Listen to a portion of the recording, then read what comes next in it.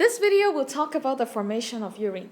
But before that, let's take a look at the structure of the nephron. This is the glomerulus, it's basically some blood capillaries. This is the Bowman's capsule.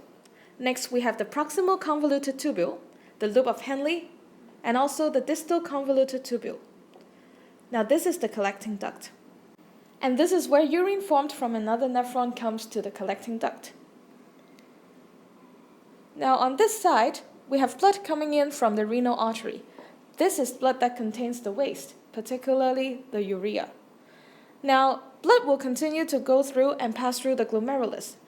Because there is high blood pressure inside the glomerulus, some of the materials inside the glomerulus will be forced out of the blood capillary if they are small enough to pass through.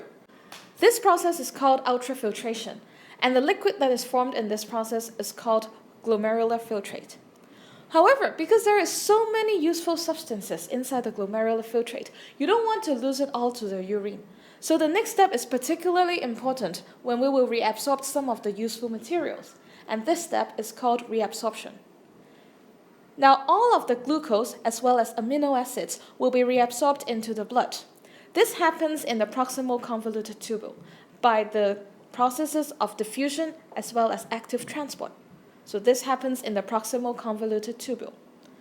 Next, a lot of the salt will also be reabsorbed, also by diffusion as well as active transport.